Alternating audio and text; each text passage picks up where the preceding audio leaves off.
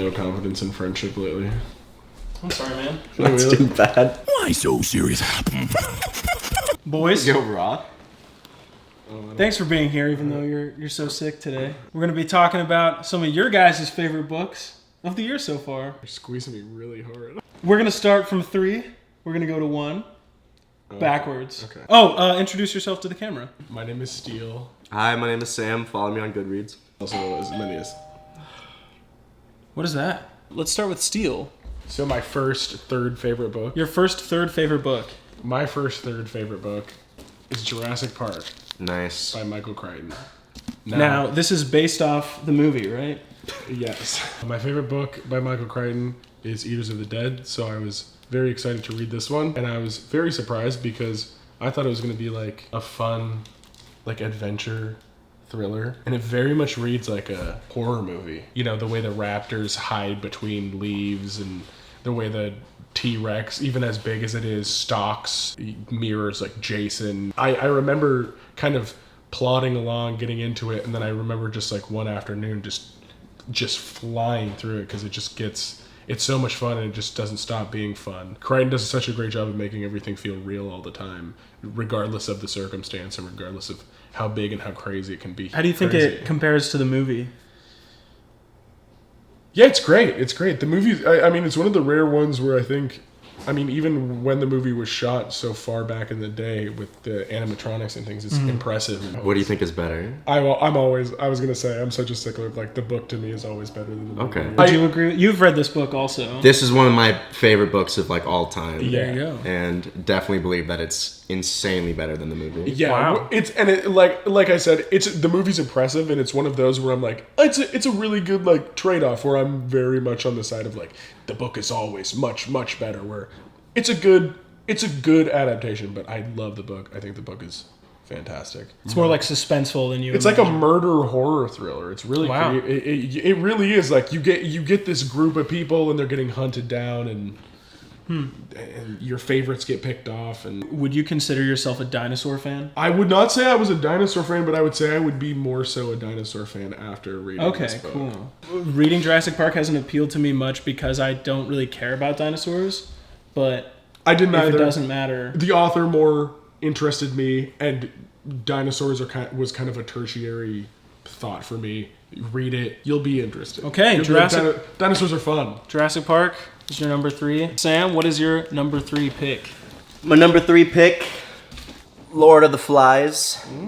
This book was a revisitation after like, I don't know, like 15 years. I haven't read it since like 7th grade. I was gonna say, I read when it in you school. when you kind of like forced to read it. And reading books in school, you're like reading it like a chapter at a time. Yeah. And you're like, this just And there's blows. one kid that's like, the boat and the foot and the... There's always Exactly. that one kid that doesn't know what a period is supposed to do. And I love when they're like questioning like the entire way, like they're just like they're not sure of any word.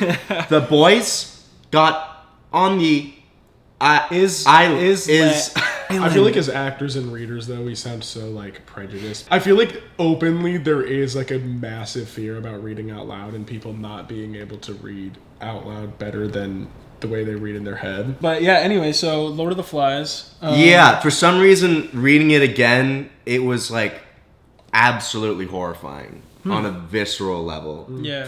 It struck me as way more authentic than when I read it as a kid. They had this really good introduction by Stephen King of why it's like one of his favorite books. He was like, there's like nothing scarier than like yourself being the monster. And that's like the entire point of this book is like it's in everybody. Like the beast is like everybody. I read this book this year as well. I liked it too. I think it is more impressive when you're an adult reading it and thinking like, oh, an adult wrote this. Yes. Like when you're a kid, you're like, oh yeah, that's of course. You kind of take for granted that like... It's explained like on a freshman level of like, oh, the glasses represents intelligence, yeah. and that's sort of frowned upon among the and you're like, each person is so like simply put, where you're like, oh, this is kind of silly and stupid. Yeah. And you kind of like brush over like the maturity of it. Well, I remember the one thing that stuck out to me from that book, like a body like hanging in the trees, like of a paratrooper. Oh yeah. So he's on the cliff, and his he's like strung around and like the wind catches the chute and it makes him go like. And I remember that their kind of morbid curiosity with that, and I remember the way that it's written it was very interesting and very strange to me. And again, I haven't read it since high school, and that still sticks out. That's why he did it so well. Is because he's written from like the perspective of the kids, so they don't understand what you're seeing. Yeah. Oh yeah, we should probably mention that if you don't know what Lord of the Flies is about, it's about a bunch of kids that get stranded on an island. They end up kind of turning against each other. They create like factions and they split apart. It starts off as like a fun sort of like school program where they're all trying to they're all working together. But then a hierarchy starts building. And there's boys who are like jealous of power. Lord of the Flies, William Golding. I like the cover too. That's a great cover. This is a sweet cover. Steele, what is your number 2 pick? Okay, so my number 2 pick is actually a sleeper. It is Happy Talk by Jesse Eisenberg. Now, this was recommended to me by you. Yes. This is my second Jesse Eisenberg play that I've read. I knew him from The Social Network. You've known him from, Zombieland and what have you, and he's very funny and very sharp. Going into, I think the first one that I read from him was, The Revisionist? Yeah.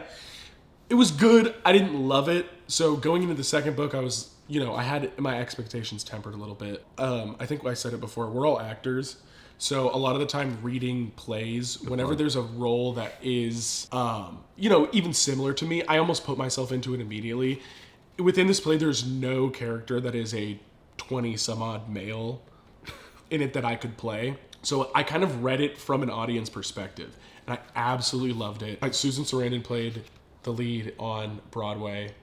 I hope Broadway. It's really sharp and really funny and really witty, and you kind of keep reading and going along with it, and it has this insane twist that is so much fun. Yeah, so Susan Sarandon's character is an actress at in like community theater. Yes. But she kind of sees herself as being more important than that. Well, yeah, and her importance and how she portrays herself and how important she really is kind of...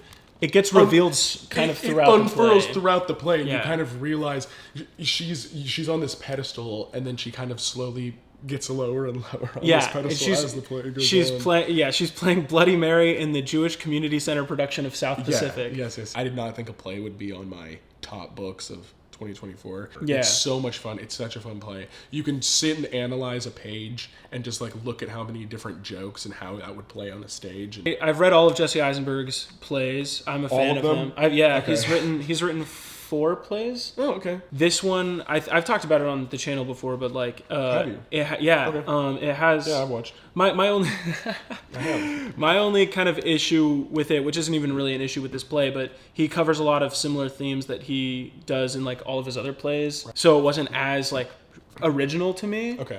But if this was like your introduction to Jesse Eisenberg's plays, it's probably one of his most refined. He's a good character writer. Where the comedy comes from the characters just being screw ups. You just see the characters' insecurities. And with him, and you see it in The Social Network and other things, there's not a lot of like set up punchline. It doesn't feel like jokes. And the more that you kind of relate to the character, which he makes it so easy to, the funnier you find it when things happen to them. And again, that's writing 101 and whatever, but he does it in such a good way, in such an impressive way. And he's good at disarming you with the comedy and then just hitting you with the actual drama. Happy Talk, Jesse Eisenberg. All right, number 2, Sam. Let's see it.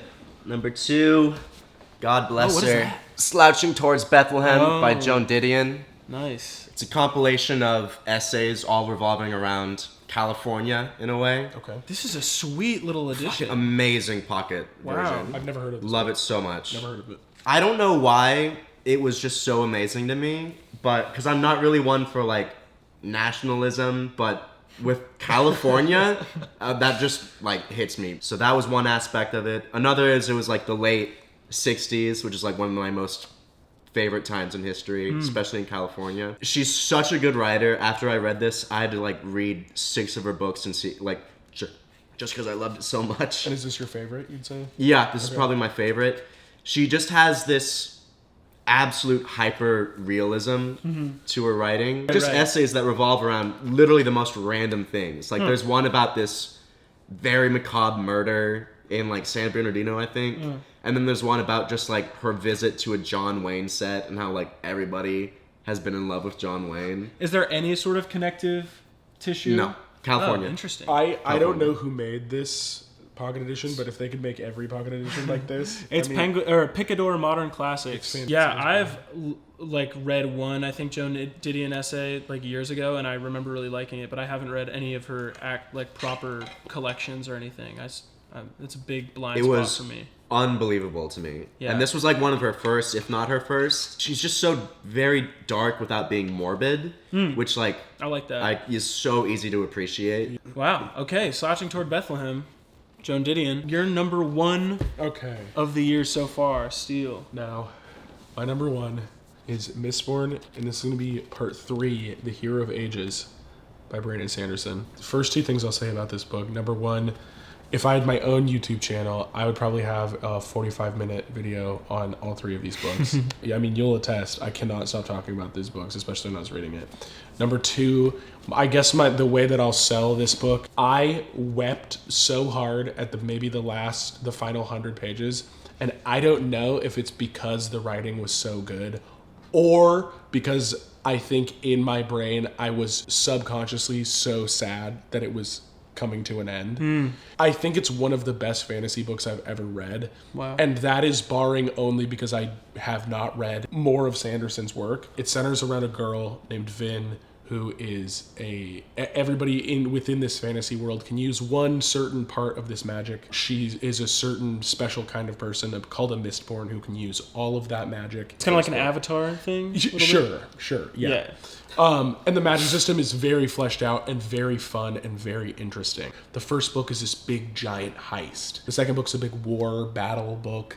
The third one is a kind of mix of all of them. And I've never read a fantasy book that comes to such a fantastic conclusion where everything, the characters and the magic and the monsters and everything has an answer. Everything has a purpose, everything has a reason, and everything circles back to this reason, and it's so fantastically done. It is a true fantasy ending where everything is wrapped up and everything has a pretty beautiful little bow on top. It's I've never read any of Brandon Sanderson's. I've actually never read an adult fantasy book.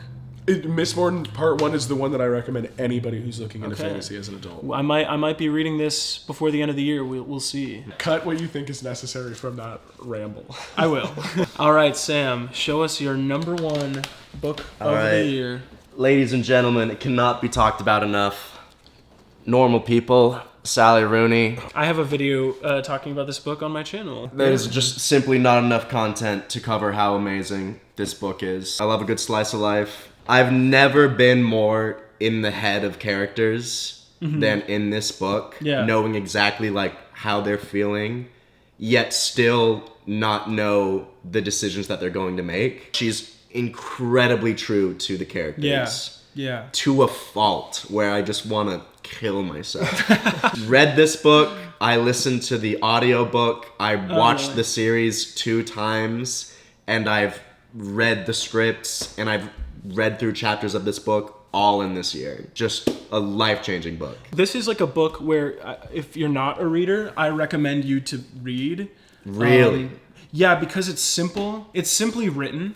Anybody can get into reading this book. It's got enough drama that I think the average person who, watches TV or movies will be into. Sure. But it also has the intelligence of...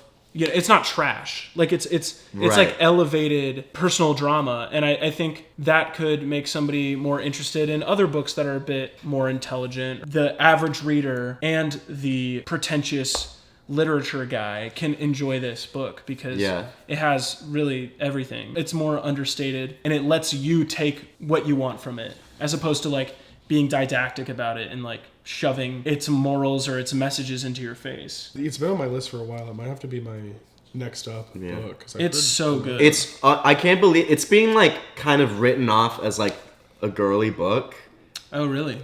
From my experience, and I think that's only because it's like a relationship. If any guy who's like not insecure about himself can 1,000,000% like relate to Connell, especially in his like high school days. Yeah, he's one of the most relatable male characters. 100%. I was like, it's as if she crawled into the mind of like any man who's like had a crush, and it's I can't get over like just how horrific the only it is. Yeah, the only caveat to like me recommending this to people that don't read is that it is really sad. It's insanely sad. It's not fun in a typical way, but it is like engrossing. Like you don't want to stop reading. Yes. Is this the book that I came downstairs and caught you like reading the last chapters, like sobbing? No. Well, maybe. I think that was the corrections I was reading. I think that was this one.